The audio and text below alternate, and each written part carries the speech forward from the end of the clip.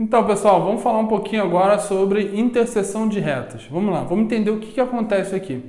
Lembrando lá, pessoal, que trazendo um pouquinho da geometria plana, a gente precisa aqui entender um pouco o conceito de retas concorrentes. O que são retas concorrentes? Lá na geometria plana a gente falava que retas concorrentes são retas que têm um ponto em comum.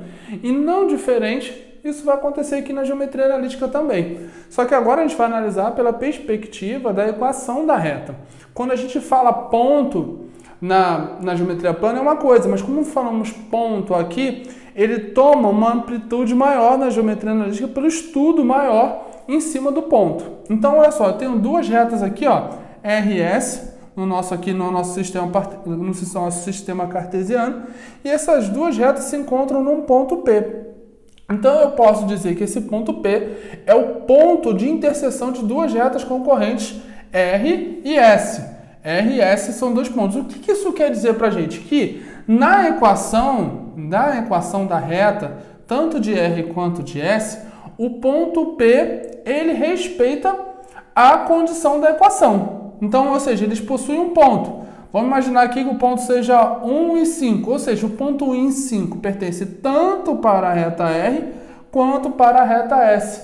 Necessariamente, por elas estarem num ponto de interseção, necessariamente esse ponto ele tem que obedecer às duas equações. E como isso é cobrado na nossa prova? Simples. A maioria das vezes a gente tem que achar esse ponto de interseção das retas. E como a gente faz? Por meio de um sisteminha. É muito simples. A gente pega, primeiro a gente tem que ter a equação das duas retas e a gente tenta encontrar o x e o y em comum, as duas equações. Então vamos tentar fazer isso aqui. Ó. Coloquei já um exemplozinho rápido. Eu tenho a reta R, y igual a 2 menos x. Já coloquei reduzida, tá bom? E eu tenho a reta S, que é y, x menos 8. Vou organizar a casa aqui. Vou passar x, vou isolar o x e y de um lado e número do outro. Quando eu passo esse x para o outro lado, eu tenho x mais y igual a 2. Quando eu passo o 8 para o outro lado e o y para cá, eu tenho x menos y igual a 8. Aqui, bem simples, né? A gente pode usar a técnica da adição. Quando eu uso a técnica da adição, eu encontro 2x igual a 10, já sei que x é igual a 5. Se x é igual a 5, quanto vale y?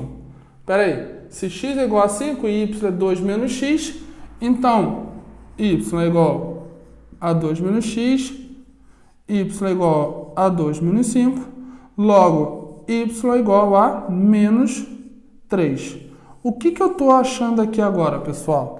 É simples, eu estou achando o ponto x em 5 e y em menos 3 é o ponto onde as suas duas retas se interceptam. É simples assim, a gente precisa aqui lembrar o conhecimentozinho de sistema, mas toda vez que a gente precisa achar um ponto de interceptação entre duas retas, basta pegar a equação reduzida ou até mesmo a geral, trabalhar ela, gerar uma igualdade para que encontre o x e y em comum, essas duas equações. Quando a gente acha o x e y em comum, nada mais, nada menos do que a gente está encontrando o ponto de interceptação. É até interessante estar falando isso aqui, porque toda vez que você agora olhar para um sisteminha, você, partindo por uma perspectiva de geometria analítica, você está achando, você tem duas equações de reta, independente, quando você olha um sistema, independente de você olhar um sisteminha, um problema, você tem a equação de uma reta. Aquilo ali representa uma reta.